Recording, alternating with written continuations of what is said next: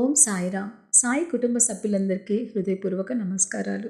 అందరూ ఎలా ఉన్నారండి? మీరందరూ ఆయువారోగ్యాలతో, సుఖ సంతోషాలతో ఉండాలని మనస్ఫూర్తిగా కోరుకుంటున్నాను. అలాగే ఈరోజు పుట్టినరోజు జరుపుకునే వారికి, పెళ్లి రోజు జరుపుకునే వారందరికీ బాబాగారి ఆశీస్సులు పరిపూర్ణంగా ఉండాలని మనం అందరం కోరుకుందాము. ఈరోజు బాబాగారు ఒక చక్కటి సందేశాన్ని పంపించారండి కథ రూపంలో. ఏది జరిగినా నీ మంచికే అనేసి ఒక చక్కటి సందేశాన్ని అయితే మనకు పంపించారు. ఆ చక్కటి సందేశాన్ని మనం వినే ముందు నాదొక చిన్న రిక్వెస్ట్ అండి. ఈ ఛానల్ని సబ్స్క్రైబ్ చేసుకొని నాకు సపోర్ట్ ఇవ్వండి. ఒక చిన్న లైక్ చేయండి. అలాగే జై సాయిరామ్ అని కామెంట్ పెట్టడం మాత్రం మర్చిపోకండి. మీరు ఇచ్చే ఈ చిన్న సపోర్ట్ వల్ల మన ఛానల్ అందరికీ రీచ్ అవుతుందండి. మన సాయి సందేశాన్ని అందరికీ మీరే అందించిన వారు అవుతారు. ఈరోజు బాబాగారి సందేశంలో ఒక అద్భుతమైన కథని మనకు అందించబోతున్నారండి. అంతా మన మంచికే. ఈ కథలోని సారాంశాన్ని మనం కూడా విందాం. ఒకానొక రాజ్యంలో మహారాజు తన ప్రజలని, రాజ్యాన్ని చక్కగా పరిపాలించేవారు. ఆ రాజ్యంలో ఎలాంటి కష్టాలకి, ఇబ్బందులకి తావు లేకుండా ప్రజలు సంతోషంగా బ్రతికేవాళ్ళు. పంట పొలాలు సుభిక్షంగా ఉండేవి. ఆ రాజ్యము ఎప్పుడూ కలకలలాడుతూ ఉండేది. మహారాజు గారికి తన మంత్రి ఇచ్చే సూచనలు, సలహాల వల్లే ఆ ప్రజలలో ఒక మంచి స్థానం నాకు ఏర్పడింది అన్న భావన మహారాజు గారికి ఎక్కువగా ఉండేది. మహారాజు గారు మంత్రిని చాలా ప్రేమగా చూసుకునేవారు. ఆయన చెప్పిన ప్రతి విషయాన్ని పాటించేవారు. ఇద్దరూ చాలా మంచి స్నేహితులుగా మెలిగేవాళ్ళు. ఇదిలా ఉండగా ఒకరోజు మహారాజు, మంత్రి మాట్లాడుకుంటూ మహారాజు చేతిలో ఉన్న పండుని కోయడానికి ప్రయత్నిస్తారు. ఆ కోసే సందర్భంలో మహారాజు గారి బొటన వేలు తెగిపడిపోతుంది. చాలా రక్తస్రావం అవుతుంటే మహామంత్రి వెంటనే అక్కడున్న వైద్యుడిని పిలిపించి చికిత్సను అందిస్తారు.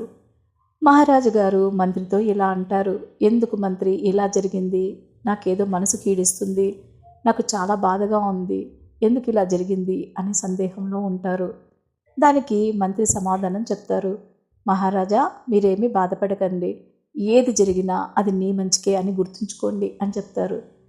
దీనితో మహారాజు, నేను ఇంత రక్తం పోయి బొటనవేలు పోగొట్టుకొని ఇంత బాధపడుతుంటే నువ్వు ఇంత మాట అంటావా? ఏది జరిగినా నా మంచికే అని అంటావా? నీకు రేపు నా తల తెగినా కూడా ఇదే అంటావు కదా, నీ మంచికే అనేసి. అంటే నా రాజ్యం కాజేయాలని చూస్తున్నావా? నీలో ఇంత కుటిల బుద్ధి ఉందా? నేను ఎప్పుడు నువ్వు ఇలాంటి వాడివి అనుకోలేదు అనేసి మంత్రి గారి పైన చాలా కోపంతో, ఆవేశంతో ఊగిపోతారు. వెంటనే భటులను పిలిపించి మంత్రిని కారాగారంలో వేయిస్తారు. ఇలా 3 నెలలు సాగుతుంది. మంత్రి గారు కారాగారంలోనే బందీ అవుతారు.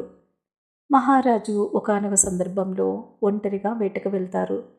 ఆ వేటకు వెళ్లే మార్గంలో కొందరు ఆయనని కాపుగాచి బంధిస్తారు. అక్కడ మహారాజుని చెట్టుకు కట్టేసి ముప్పు తిప్పలు పెడతారు. మహారాజు ముందే బలిపీఠానికి అన్ని సిద్ధం చేస్తుంటారు. అది చూసిన మహారాజు చాలా భయపడిపోతాడు. భగవంతుడా, నన్ను ఎలాగైనా రక్షించు, నేనేం తప్పు చేశానని, నేనేం పాపం చేశానని వీళ్ళకి చిక్కాను, నన్ను ఎలాగైనా నువ్వే కాపాడు, ఒక అద్భుతాన్ని సృష్టించి నన్ను రక్షించు మహాప్రభు అని భగవంతుని వేడుకుంటుంటాడు. ఈలోపు బలికి సమయం ఆసన్నమైంది. మహారాజుకి వాళ్ళు కట్టిన కట్లు విప్పేసి మహారాజుని పసుపు నీళ్ళతో స్నానం చేయించి, పసుపు వస్త్రాలను ధరించి నిమ్మకాయల మాలను వేసి నుదుటిన తిలకం దిద్దుతారు. మహారాజుని బలిపీఠం వద్దకు తీసుకొని పోతారు. ఈలోపు సిద్ధం చేసుకున్న బలిపీఠం పైన మహారాజు తలను పెట్టి కత్తితో వేటు వేయడానికి ఒకరు సిద్ధపడతారు. ఈలోపు వెంటనే ఒకతను గట్టిగా అడుస్తారు, దొరా దొరా, పెద్ద అపచారమే జరిగింది, ఈ వ్యక్తి బలిపీఠానికి పనికిరాడు, ఇతనికి ఒక వేలు లేదు దొరా అని గట్టిగా కేకలు వేస్తాడు. ఇంతలో అక్కడున్న పెద్ద దొరకి చాలా కోపం వచ్చి, ఏం చేస్తున్నారా మీరు? అమ్మవారికి బలి ఇచ్చే సమయం ఆసన్నమైంది. మీరు ముందే ఇలాంటిది చూసుకోవాల్సిన అవసరం లేదా? చూసుకోవాలి కదా మీరు ముందే. ఇప్పుడు అమ్మవారికి ఎలా బలి ఇవ్వాలి? అన్ని అవయవాలు సరిగా ఉన్న వ్యక్తి మాత్రమే అమ్మవారి బలిదానానికి పనికొస్తాడు. ఏ ఒక్క అవయవం లేకపోయినా ఆ బలి ఆపేయాలి కదా, మీకు ఆ విషయం ముందే తెలుసు కదరా అని చాలా కోపగించుకుంటాడు.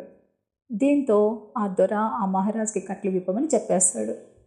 మహారాజు బతుకు జీవుడా అని బయటపడేసి ఆ గూడెం నుంచి పారిపోతాడు.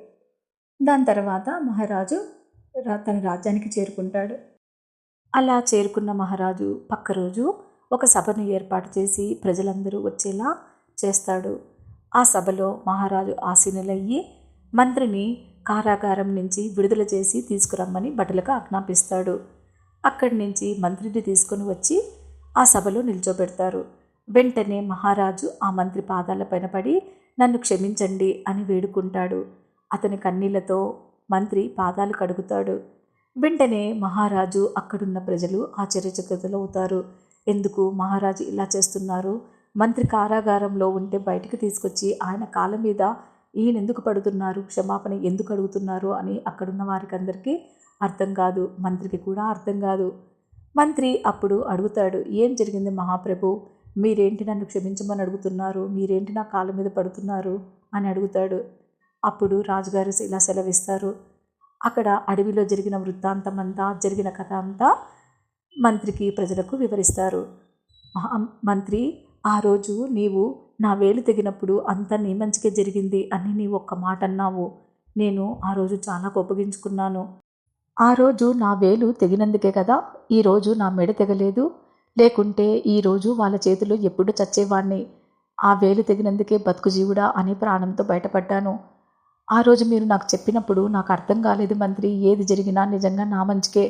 ఆ రోజు అలా జరగడం వల్లే ఈరోజు ప్రాణాలతో ఉన్నానని నాకు తత్వం బోధపడింది అని చెప్తాడు మహారాజు.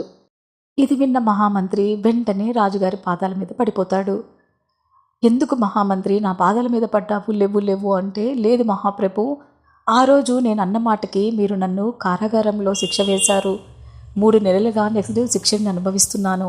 కానీ నాకు ఎలాంటి బాధ లేదు. ఈరోజు చాలా సంతోషపడుతున్నాను. దానికి మీరే కారణం. మీకు ఒక రకంగా వేలు తెగి మంచి జరిగితే నన్ను కారాగారంలో వేసి మరొక రకంగా నాకు మేలు చేసిన వారయ్యారు. అంటే నేనా? ఏం చేశాను మహామంత్రి? నాకు అర్థం అవ్వట్లేదు మీరు చెప్పేది అని మహారాజు ప్రశ్నించగా మహామంత్రి అంటారు, మహాప్రభు, ఆ రోజు ఏది జరిగినా మీ మంచికే అని నేను ఆ మాట అని ఉండకపోతే మీకు నా పైన కోపం వచ్చేది కాదు కదా. నన్ను కారాగారంలో వేసేవారు కాదు కదా. ఆ కారాగారంలో వెయ్యబట్టే కదా మహాప్రభు నేను ఈరోజు ప్రాణాలు దక్కించుకున్నాను. ఎందుకంటే నేను మీతో ఉంటే వేటకు నన్ను కూడా తీసుకొని పోయేవాళ్ళు. అక్కడ ఆ నరరూప రాక్షసులు మీ వేలు తెగిందని మిమ్మల్ని వదిలివేసిన నా అవయవాలన్నీ అన్నీ చక్కగా ఉన్నాయని నా తలను నరికేవారు కదా. నన్ను బలిపీఠం పైన బలిపశువును చేసేవారు కదా మహాప్రభు. ఈరోజు నా ప్రాణాలు కాపాడింది కూడా మీరే కదా. ఒక రకంగా మనకి ఇద్దరికీ మంచి జరిగింది. నేను ఆ మాట అన్నందుకు మీరు నన్ను కారాగారంలో వేశారు, నా ప్రాణాలను రక్షించారు. మీ వేలు తెగినందుకు మీరు మీ ప్రాణాలను రక్షించుకున్నారు. అందుకే మహాప్రభు, ఏది జరిగినా మన మంచికే జరుగుతుంది అని అంటారు అని మంత్రి సెలవిస్తాడు.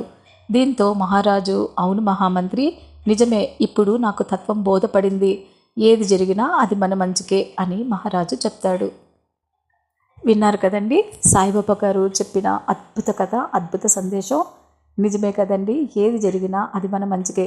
మన మనసులో ఆ మంచిని చెడుని తీసుకునేది మనమే అవుతాం కదా. మంచి జరిగినప్పుడు సంతోషపడకుండా, చెడు జరిగినప్పుడు బాధపడకుండా ఉండడమే మనిషి నైజం.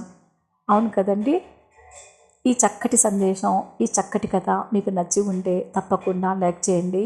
అలాగే ఓం సాయిరామ్ అని కామెంట్ చేయడం మర్చిపోకండి. మరొక చక్కటి సందేశంతో మీ ముందుకు మళ్ళీ వచ్చి కలుస్తాను. సర్వేజన సుఖినో భవంతు. ఓం సాయిరామ్.